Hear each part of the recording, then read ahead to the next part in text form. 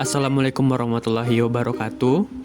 Pada kesempatan kali ini, kami akan menjelaskan kasus mengenai topik 1 Seminar Akuntansi Keuangan dengan judul Sejarah SAK, Kerangka Konseptual Pelaporan Keuangan, SAK dan Perkembangannya, dan Penyajian Laporan Keuangan sesuai PSAK 1, 2, dan 3. Kami dari kelompok 6 yang beranggotakan saya sendiri Ali Oktari dengan BP 18 1053 1023 dan rekan saya Hengki Septiarman dengan BP 18 1053 1038. Pada kesempatan kali ini kami akan membahas 4 kasus mengenai topik 1 yang mana sumber dari kasus ini yang pertama adalah kasus Case 43 dari buku Godfrey. Yang kedua, International Reporting Case Chapter 1 dari buku Kieso. Kasus ketiga mengenai Financial Statement Analysis Case Chapter 5 dari buku Kieso. Dan juga Case CA51 dari buku Kieso. Kasus pertama, yaitu kasus dari Studi Case 43 buku Godfrey. Ilustrasi kasusnya adalah pada tahun 2004, International Accounting Standard Board dan juga Financial Accounting Standard Board mengumumkan proyek bersama untuk meninjau kembali kerangka kerja konseptual mereka. Materi berikut atau penjelasan berikut akan memberikan beberapa latar belakang tentang proyek tersebut dan menimbulkan pertanyaan untuk diskusi. FASB dan IASB memulai proyek agenda bersama untuk meninjau kembali kerangka kerja konseptual mereka untuk akuntansi dan pelaporan keuangan pada tahun 2002. Setiap dewan mendasarkan keputusan standar akuntansi sebagian besar mengenai dasar tujuan, karakteristik, definisi, dan kriteria yang ditetapkan dalam kerangka kerja yang ada dengan memperbaiki, memperbaharui, menyelesaikan, dan menyatukan menjadi kerangka kerja umum yang dapat digunakan oleh kedua belah pihak. Kerangka konseptual umum ini digunakan oleh kedua belah pihak untuk mengembangkan atau membentuk standar akuntansi baru. Tujuan bersama FASB dan IASB adalah agar standar mereka menjadi principle based. Untuk dapat menjadi principle based, standar tidak dapat berasal dari kumpulan kebiasaan, tapi lebih harus berakar pada konsep dasar, agar standar yang ditetapkan tentang berbagai masalah akuntansi dan pelaporan keuangan menjadi lebih jelas.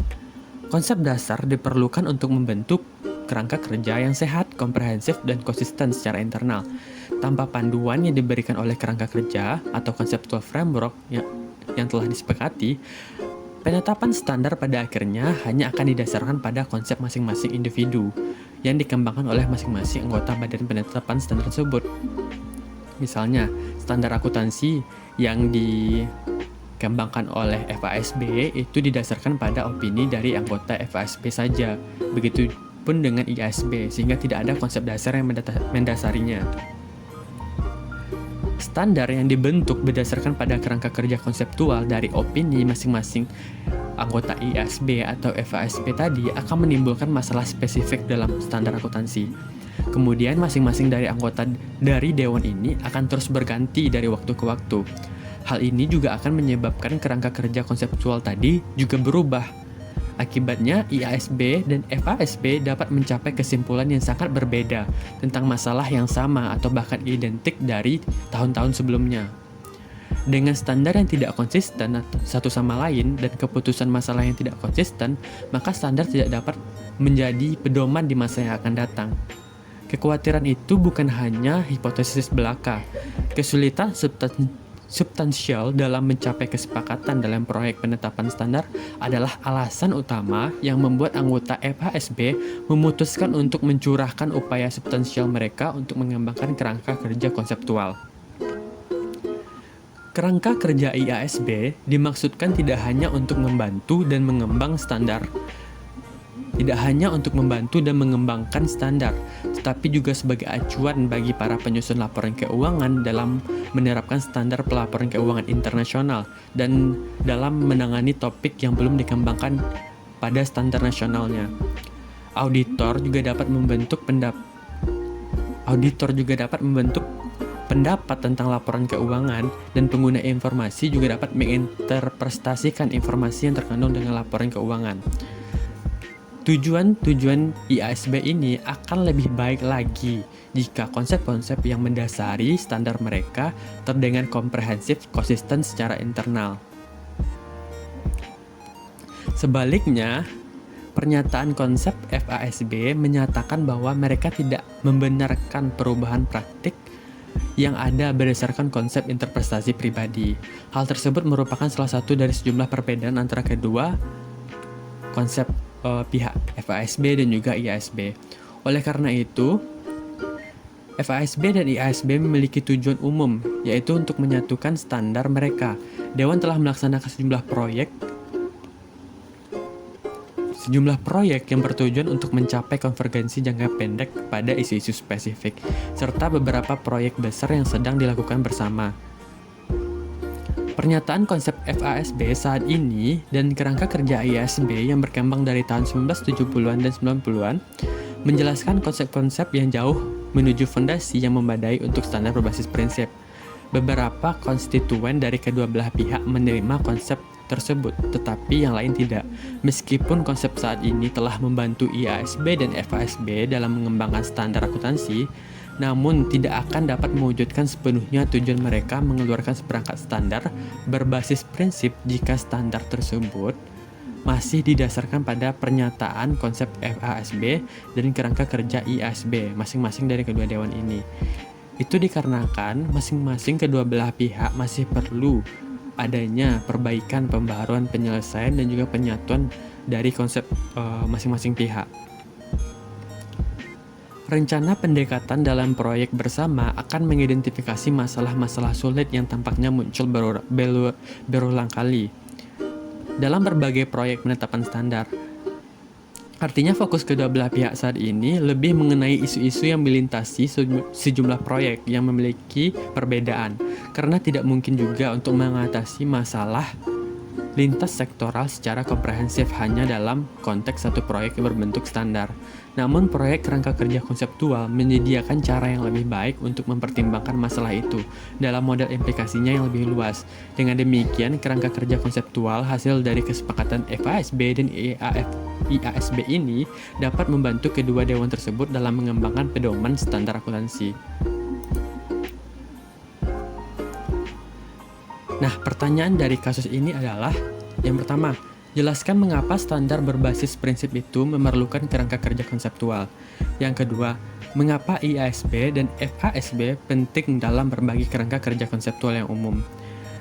Yang ketiga, disarankan bahwa beberapa pihak dapat mengambil manfaat dari kerangka kerja konseptual. Siapakah pihak tersebut? Dan yang keempat, apa yang dimaksud dengan masalah lintas sektoral? Sarankan beberapa contoh. Baiklah, untuk menjawab pertanyaan dari kasus ini, yaitu mengenai pertanyaan pertama, jelaskan mengapa standar berbasis prinsip memerlukan kerangka kerja konseptual. Jawabannya adalah, tujuan dari standar berbasis prinsip adalah untuk membangun lebih lanjut prinsip-prinsip yang telah disepakati sebelumnya, sehingga tidak perlu ada perdebatan ketika akan mengembangkan standar. Misalnya, jika ingin membuat standar mengenai definisi elemen, maka kedua dewan dapat menggunakan kerangka kerja konseptual yang sama sebagai acuan membentuk standar mengenai elemen ini dan tidak diperdebatkan lagi antara kedua belah pihak. Pendekatan ini bertujuan untuk meningkatkan konsistensi antara standar dan juga mengurangi waktu yang dibutuhkan dalam perumusannya.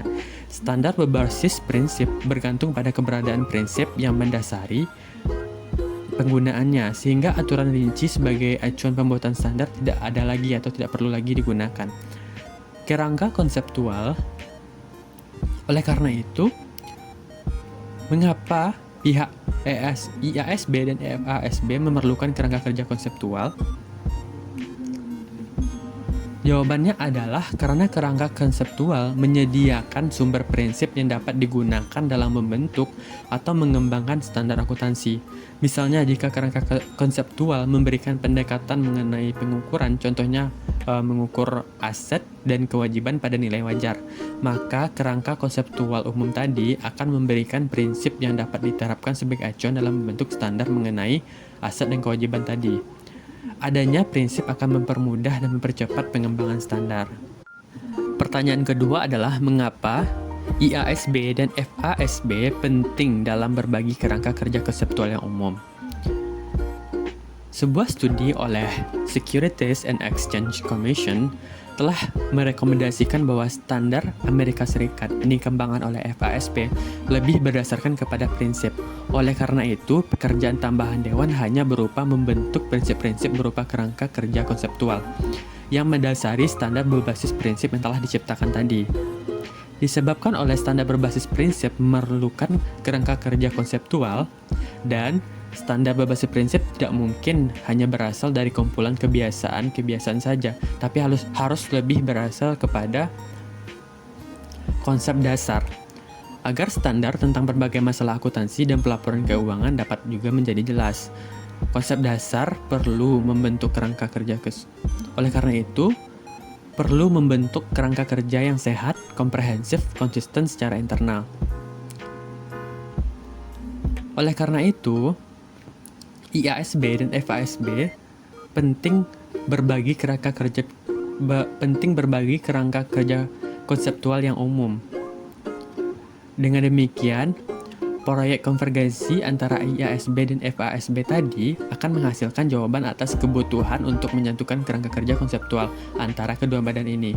Karena standar didasarkan pada kerangka kerja konseptual yang mendasarinya, maka perlu untuk menyatukan kerangka kerja untuk mencapai konvergensi standar, yaitu kerangka kerja dari IASB dan juga kerangka kerja dari FASB, sehingga terbentuklah sebuah kerangka kerja umum yang dapat digunakan oleh kedua belah pihak yang akan membantu kedua belah pihak dalam mengembangkan standarnya. Pertanyaan ketiga, siapakah pihak yang menerima manfaat dari kerangka kerja konseptual ini? Pihak yang akan menerima manfaat utama dari terciptanya kerangka kerja konseptual yang baik ini adalah FASB dan IASB itu sendiri. Hal ini akan memungkinkan mereka untuk mengembangkan standar mereka menjadi prinsip-prinsip yang bisa disepakati oleh kedua belah pihak. Kasus yang kita jelaskan tadi di atas itu menyatakan bahwa IASB dan FASB mendasarkan standar akuntansi mereka untuk membangun fondasi yang lebih kuat dalam membentuk dasar tujuan, karakteristik, definisi, dan kriteria yang ditetapkan. Oleh karena itu, dinyatakan bahwa standar berbasis prinsip harus berakar pada konsep dasar yang membentuk kerangka kerja yang sehat, komprehensif, dan juga konsisten. Dengan demikian, kerangka konseptual penting untuk mencapai tujuan membentuk sebuah standar akuntansi yang berkualitas tinggi dalam bentuk konvergensi antara USGAAP, yaitu standar akuntansi yang dibuat oleh FASB, dan juga IFRS, yaitu standar akuntansi yang dibuat oleh IASB. Di luar hal tadi, kerangka konseptual juga dapat membantu akuntan dalam melakukan penyusunan laporan keuangan.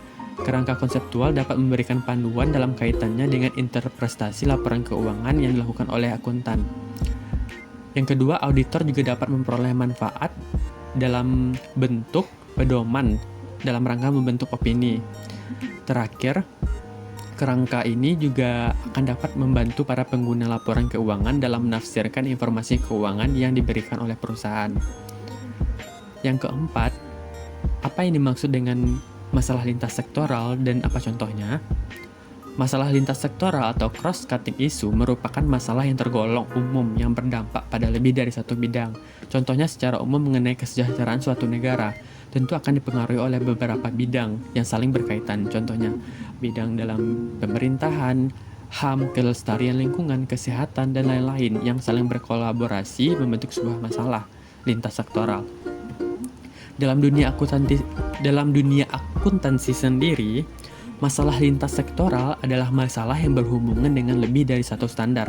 Artinya, masalah muncul ketika berbagai standar sedang dipertimbangkan.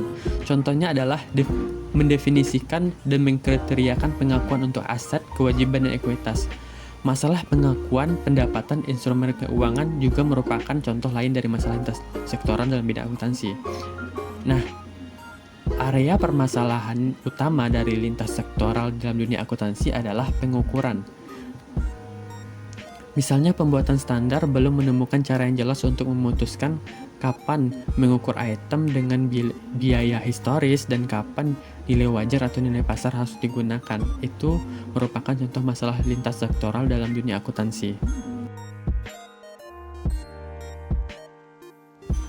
Selanjutnya adalah kasus 2, sumbernya adalah International Reporting Case Chapter 1 dari buku Kieso.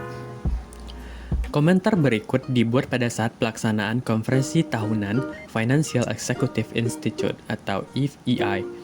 Ada gerakan irreversible atau kekakuan standar menuju satu set aturan untuk pelaporan keuangan di seluruh dunia.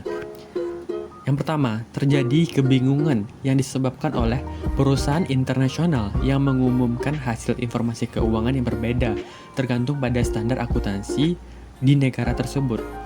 Yang kedua, perusahaan di beberapa negara memperoleh ketidakadilan komersial dari penggunaan standar akuntansi pada negaranya.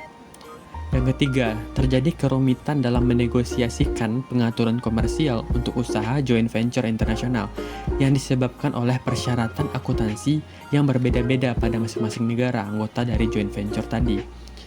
Yang keempat, terjadi inefisiensi perusahaan internasional. Perusahaan harus memahami dan menggunakan berbagai standar akuntansi yang berbeda, tergantung pada negara di mana mereka beroperasi. Peran eksekutif perusahaan akhirnya menjadi sia-sia akibat mengikuti berbagai standar akuntansi dan perubahan yang tidak berakhir di masing-masing negara. Yang kelima, adanya ketidakefisienan manajer investasi, bankir, dan juga analisis keuangan ketika mereka berusaha membandingkan pelaporan keuangan. Jadi, pertanyaan dari kasus ini adalah, apa itu Dewan Standar Akuntansi Internasional? Pemangku kepentingan apa yang mungkin mendapat manfaat dari penggunaan standar akuntansi internasional? Yang ketiga, apa yang Anda yakini sebagai hambatan untuk proses konvergensi? Menjawab pertanyaan yang pertama, International Accounting Standard Board adalah pembuat standar akuntansi independen yang didanai oleh pihak swasta yang berbasis di London, Inggris. Dewan ini memiliki komitmen dalam mengembangkan standar akuntansi untuk kepentingan publik dalam bentuk satu set standar akuntansi global yang berkualitas tinggi, dapat dipahami dan dapat diterapkan, yang memerlukan informasi transparan dan juga sebanding dalam laporan keuangan untuk tujuan umum. Selain itu, Dewan ini juga bekerja sama dengan pembuat standar akuntansi nasional untuk mencapai konvergensi dalam negaranya, sehingga terdapat hubungan antara standar akuntansi internasional dan juga standar akuntansi nasional di seluruh dunia. Pertanyaan yang kedua, pemangku kepentingan apa yang mungkin mendapat manfaat dari penggunaan standar akuntansi internasional? Yang pertama adalah investor, analis investasi, dan pialang saham. Kelompok ini akan memanfaatkan standar akuntansi internasional untuk memfasilitasi kegiatan perbandingan laporan keuangan secara internasional untuk keputusan investasinya. Yang kedua, pemberi kredit akan memanfaatkan standar internasional untuk alasan kepentingan pemberian kredit.